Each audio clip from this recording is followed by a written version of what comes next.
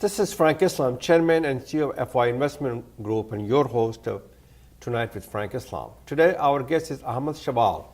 Nice to meet you, and thank you for coming to our show. Thank you. Thank you for having me. So, you're pretty young. So, tell me a little bit about yourself, who you are, and your story as an immigrant from Pakistan to America, and you crossed the Atlantic Ocean to realize the American dream. Absolutely. Tell us a little bit about that, and then I want to talk to you a little bit about your leadership in the, as a student leadership. Sure. So the story of Ahmad Shawwal, the way I see it, is closely related to my story as an immigrant.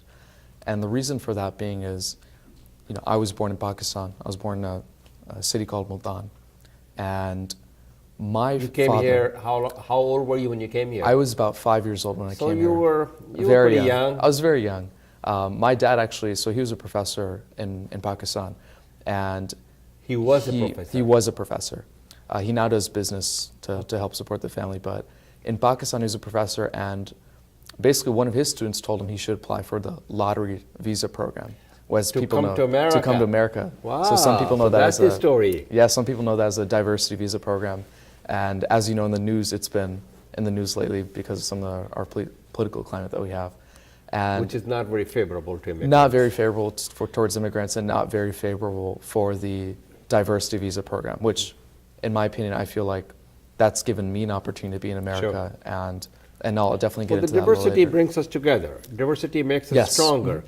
And when you're stronger, you're together, you can help shape a better future for America. Absolutely. Okay. And that's a kind of mindset that my family came into America with.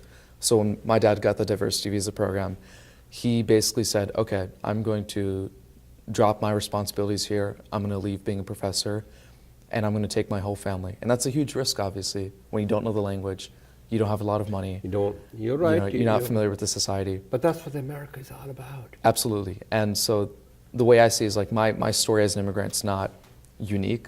It's in many ways a shared story. You're absolutely right. President Kennedy once said that the immigrant is still in this nation with far horizons and new frontier, thereby keeping the hope alive and well. Absolutely. They are keeping the hope alive and well. Most definitely. So tell me a little bit about your, so you told me a little bit about your unique story from Pakistan, and you were born in Multan, and it is a story of an immigrant journey and a story which shaped you, Yes, correct? absolutely. So you went to college. Went to college. Where? The University of Virginia. I'm currently still in college.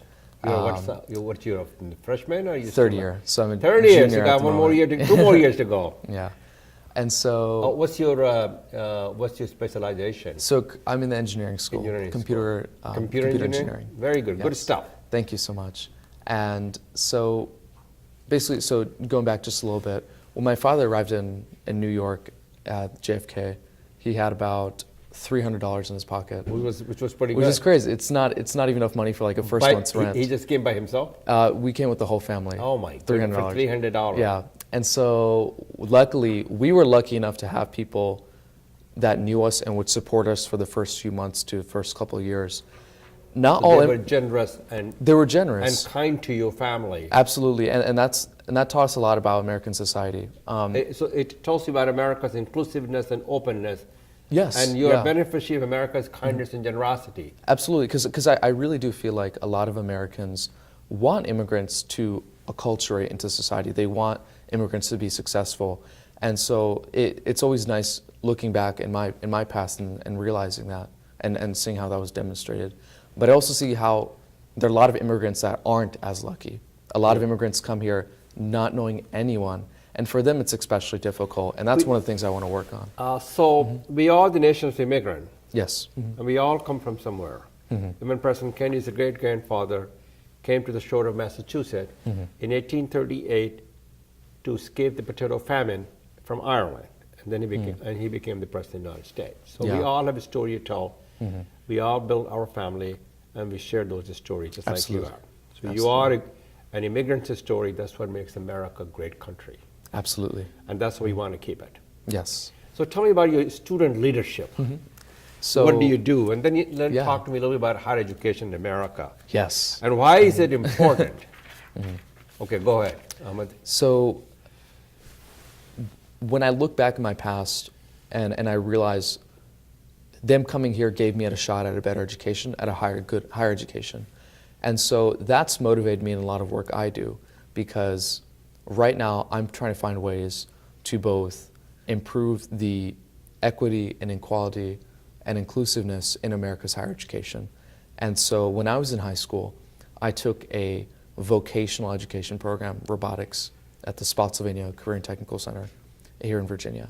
And that taught me that alongside maybe a normal degree program, you also need to have good technical skills, because that's what's preparing America's next generation of workers. That's preparing them to be part of the 21st century workforce. Exactly. And so I got involved with the vocational program. I joined an organization called SkillsUSA. It's one of the largest. It's one of the largest student organizations in America, and we represent vocational students of all kinds. We have over 350,000 members in the United States. So my teacher actually motivated me to get involved and to run for a local office.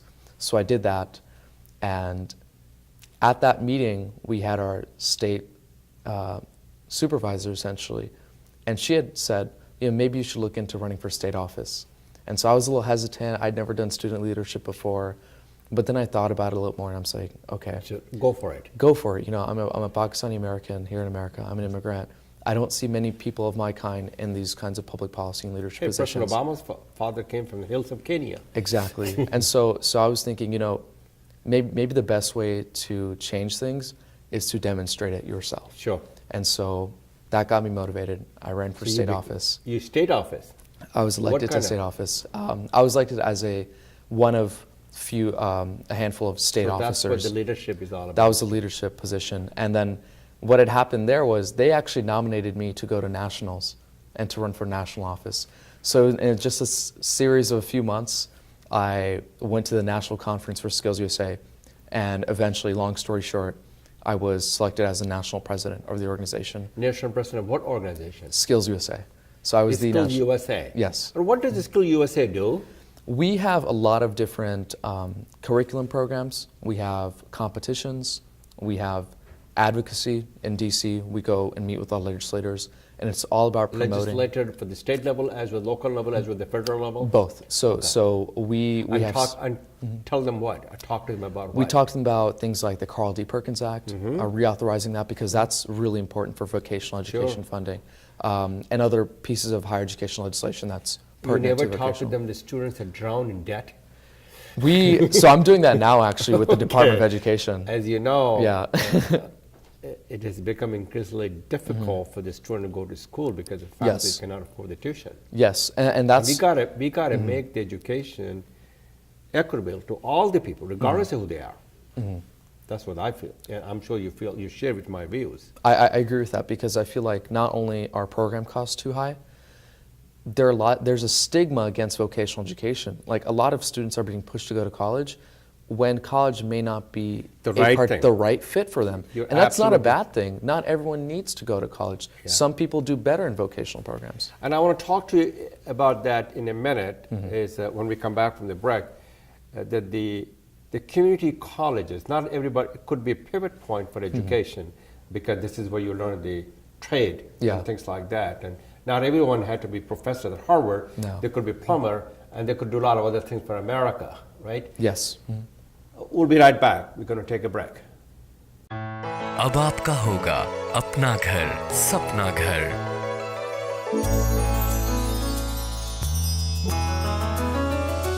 Your dreams can come true. SAI mortgage is key for you.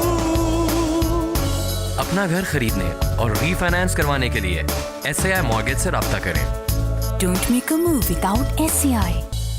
So we're back with Ahmad. So Ahmad, we were talking about not everybody can go to school, should go to college or universities, but they can go to the community colleges because it plays a pivotal role in educating our next generation, especially in areas that the trade and plumbers and there's a lot of so you share with me the same views, right? Can you shed some light on that? Yeah, absolutely. So the reason for that being is that we have colleges, and that's great. A lot of people want to go to college, get their bachelor's degree, and go on to some profession. For a lot of people, they generally want and enjoy doing vocational programs, whether that's welding, construction, plumbing. For example, I've been to school with a lot of students who didn't go to college. They took their vocational program, they got their certifications, sort of continued. It's a 2 year school. Usually it's 2 year program, sometimes a little longer. I know in nursing it's a little bit longer, but usually 2 years. And they get their certifications and they get a job. Like I've known students, welders, gotten their certification, immediately got a welding job, making 6 figures immediately from the program. I totally agree. Those are the skills we need. Exactly. And there's thousands of opening in those areas also, because my wife feels that those jobs cannot be outsourced to China or India or other places. No, I mean, and she has a good point on this. These are critical jobs that, Yeah, they are critical. we need to prepare Americans for. They are the backbone of the infrastructure of America. Yes. So what projects that you have worked on, and tell me a little bit about your meeting with Michelle Obama. Yes. Who I admire and appreciate. She's a wonderful person. I've known her for a long time. She's fantastic. Yeah. So as National President of SkillsUSA, my responsibilities were representing the organization. I would go to different conferences. I would go to DC and essentially advocate and lobby for the organization. Say, here's why we need Carl D. Perkins. Here are all the students in America that are affected by some of the bills and things that you were taking on in our conversations with legislators. And at the end of my 1 year term, the Department of Education and the White House got together. So who was the education And secretary then? That was Not King. it was before Arnie. King. Yeah, Arnie. Yeah. Arnie Duncan. And they got together and they essentially recognized me and a few other students for our work. And that was incredible for me because we went there, we represent the organization, and just cool side note, I also presented a project at the White House. In my robotics class, in my vocational class, we made a 3D printer that was capable of printing chocolate. Wow. Because we wanted to demonstrate just how skilled and intelligent and creative vocational students can be. So we made this project and we got a grant and we created it. And we actually presented that at the White House, and Michelle Obama, we got to tell her about it. And originally we weren't supposed to meet with her because she was obviously very busy. She was giving a speech to us in the press room. And at one point in her speech, she says, so where are the student leaders in the room? And I thought, okay, maybe this is when we stand up. But apparently you weren't supposed to do that. So I stood up, and I'm the only one standing up in the entire crowd. Oh, well, so you were singled out. And I was singled But out. you felt you were a leader. So you I did stood feel up. like a leader. There's nothing wrong with that. So she gave me a shout out, and I actually said something to the extent of, I would really enjoy meeting with you later. And I didn't think anything was going to come of it But because she she's did come very and meet busy. you. But as I was leaving, the secretary runs up to me and she says, I want you to follow me. And I'm thinking, oh man, I'm in trouble now. So I follow her, she takes us to another room, go past Secret Service, and there she is. So Isn't that wonderful? it was so incredible She for me. engaged you. She gave me the believed. time of day. Is a wonderful thing to do. It's fantastic. And she yeah. energized you. She also gave you incentive to be the best you can be. Yes, sir. And I basically ran up to her, I hugged her, I shook her hand. She's a wonderful woman. I thanked her firstly for all the work she's done for higher education in America and for her advocacy. She continues to do that. She continues to do that. And I also told her, and this is I think the most important thing of my visit, I told her what's really incredible for me right now is the fact that, I'm just some random kid from a village in a third world country in Pakistan. And now I'm here in the White House in the United States of America, and I'm getting to meet the First Lady. And for me, that was a special moment. Was a special moment, and I hope she inspired you. She did, and I actually, in the spirit of leadership, because she singled me out for leadership qualities, I said in the spirit of leadership, it would be wrong if I left without giving you my business card. And so I actually gave her my business card, and so she handed it to her secretary. That's very nice. Yeah, we got in touch. So tell me a little bit about a couple of questions that I Yes. have for you. You said it very eloquently and very well that the Mrs. Obama inspired you. Yes. To be the best, to be a lifelong learner, and to do what you can to help and serve your community and your people and make other people succeed. And I think those are the kind of things that she tells other people. I'm sure she did the same thing to you. So who other people inspire you? Barack Obama. President Obama Both of himself, them. yeah, President Obama. We have a lot of really good, I think, some people who don't get enough credit are local and state leaders, especially those that are very involved with the Pakistani American Muslim community. and or immigrant community. For example, just recently we had Atif Gurney appointed as Secretary of Education for Virginia. Yeah, I do know him. And so people like him was very inspiring. Even Adnan Bukhari, who was on your program earlier. I do know him. I think it's fantastic that Pakistani Americans and just immigrants in general are getting involved on a local and state level. They're getting involved in politics, and they're saying, you know what? Sometimes it's hard to get in on the federal government level, but what we can do is we can start improving our communities from the areas that affect us on a day-to-day basis. So why people should be politically engaged? Because what's the purpose and what does it do? So I think it goes back to one of the most fundamental things about our American society. We are a democratic system. We are representative democracy, and Yes. we have to fulfill our responsibility as citizens of this nation. Most definitely. Because politics yeah. does make a difference in Yes, our life. it does. And even beyond just fulfilling responsibilities, I think it is an exciting thing and it's an invigorating thing to be involved and say, hey, this is something that's wrong in my community. And you want to correct Me as it. an American citizen, I want to correct it, and I have the power to correct it. Because that second portion is what most people miss out on, is they're saying people recognize that we have to do so many things on a local, state, and federal level, but they don't fully internalize the fact that, like, hey, I'm a voting citizen. I have voting power. I can get my community. You can make a change. I can make a change. You could be change agent. I can run a phone bank. But you have to fulfill Yeah. responsibility. You have to be Absolutely. actively, particularly participant in the political process. Most definitely. I can knock on doors. I can organize a community together. You're absolutely right. Politics defines the landscape of America. Yes. It does create a common cause. And what you're doing is absolutely essential to the fundamental pillars of our democracy, of our values, our character, of our conscience, who we are as an American, to be politically engaged, to be a difference maker. Yes, and what we are seeing just after the 2016 election, we are seeing a complete rise in the sort of civic engagement from young people and millennials and immigrants, because a lot of those communities, understandably so, feel like they're under attack right now. They are. And they are. And we want to talk a little bit about that when we come back. We'll be right back. अब आपका होगा अपना घर सपना घर Your dreams can come true. SAI mortgage is key for you. अपना घर खरीदने और रीफाइनेंस करवाने के लिए SAI मॉर्गेज से राब्ता करें Don't make a move without SCI. So we are back with Ahmad Shawwal. Ahmad, so people looking at you in the audience, there's thousands of people watching you. You are young. You are the hope for tomorrow. Thank You're you. a millennial. And you can make a difference, and you should make a difference. So the question is, what is the message for the young Muslim and the Pakistani community, and for that matter, immigrant community, Yes. that they want to be like you, they want to be leader, they want to lead, they want to make a difference, they want to be the best they can be. What's the message do you have for them? We are on the rise. It's more important than ever for immigrants, Pakistanis, Muslims in our local, state, and federal government to get involved, get civically involved. Why is it important? Well, after the 2016 election, I feel like it's really evident why. Our communities are under attack.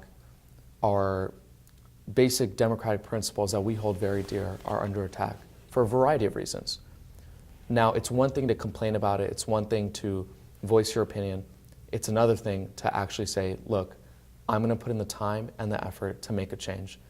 I've been lucky enough to have the opportunity to come here to America, to have an educational opportunity, to have people that inspire me to do more and do better each day. And so that's what I'm going to say to you. Do more, do better, get involved, find some sort of leadership positions, whether that's at your high school, your college. Get involved in nonprofits. Find ways to improve the sort of civic engagement we see in our communities. We have the 2018 elections coming up. Knock on some doors, do some phone banking for your local congressman, for your local representative. That's so important. We got to get people out there to the polls. Another thing, reach higher, as Michelle Obama said. Don't say your eyes on local state government. Be a senator one day. Run for Congress. Run for the President of the United States. Run for President of the United States. I can't because I wasn't born in the United States, but Well, makes two of us. But we can help other people to we be can inspired. help other people. Yeah. So what about the fact that Ahmad, I mean, you have been uniquely blessed You came Yes. to this country, and this country is very inclusive and open society, had given you and your parents an opportunity to not just only make a living, but also make a difference. Yes. And as a result of you politically engaged, you're individually engaged, and you're Thank you. civically engaged. So the question is, if these people become successful, what is their responsibility, and what will be their role and responsibility to help the others to succeed? Yes, I think one of the most important things alongside my message is to never forget your roots, whether that's your cultural roots, your religious roots, the kind of background that you come from, because I believe that my background informs my character in almost everything I do. Every day I think about my opportunities as an American citizen. So please don't forget your background. Why? Because doing so and recognizing that will allow you to help other people who were once in your position, because it is our responsibility to climb, but also reach down and help others climb behind us. So when they succeed, when you succeed, all of us succeed, and America succeed, and the world succeed, and Pakistan succeed. Yes. We all will be successful. Yes. And they should never be afraid of taking the necessary step because their name is Ahmad. Because remember, Islam always taught us equality, dignity, tolerance, respect for other faiths. Yes, absolutely. So I have one more final question for you, Ahmad, is do you have any ambition, a desire, a drive, a dream to be politically engaged in terms of running for a political office? I haven't given it much thought yet, but a lot of people have told me to. Sure. It's one of those things where I feel like if I'm in a position one day If you can make a difference, you where I will. can make a difference and I have the right intentions, I want to be very careful So you will about serve the country and the community. getting into it for the right reasons, because I want to serve the community very badly. I want to serve the Pakistani community, the immigrant community, the Muslim community, and even beyond that, just serve America, because I'm so blessed and I'm very proud to be an American citizen. So one of these days, hopefully, once I get some experience under the belt, you might see me. So if I talk to you about 10 years from now and come back to this place and sit from that chair and I sit on this chair, what would you have done in 10 years that would have made a difference to society? I feel like there's a lot of accomplishments. Besides getting a job yeah, and making some money, yeah. building prosperity and Yes. creating some wealth. Yeah, those and are then after yeah. those are important. Yes, most definitely. And you might by then probably be married and have a family, which is important also. But what did you do for the community? Yeah, like beyond just sort of like money and accolades and things like that, I wanted, if I was sitting here 10 years from now, I would love to say that You'll be 31. 31. President Obama Man, I'd became be a old. president. President Kennedy became president when he was 42. It's incredibly young. It is young, terribly young, and he died young. He was Yes, assassinated very unfortunately. young. Yes. And President Kennedy inspires all of us to serve our country. Yes, most definitely. One of the things I would like to say 10 years from now is, that I've in some capacity helped my community, whether that's on a local, state, or federal level. Not everything needs to be nationwide. Help your community rise to the challenge. Rise to the challenge, even if it's something like helping refugees acculturate to Very American well society. said. We have a couple of good organizations that are doing that here in Virginia. I would like to say that, that I've pushed through some sort of adversary. So you will extend your hand, your hope, your heart, and your hope Yes, to sir. those who really need it badly. Yes, sir. And to those who have no hope, who have no voice. Be You become kind. the voice for those who are voiceless. Yes, sir. Be kind, be gentle. Be kind, be gentle, and more importantly, be engaged. Be engaged. Right. Yes, Thank sir. you very much, Ahmed, for coming, and good luck to you. Thank you as so much. undertake this new and solemn journey. Thank you, sir. Thank you all. This is Frank Islam wishing you a great week, and thank you for watching.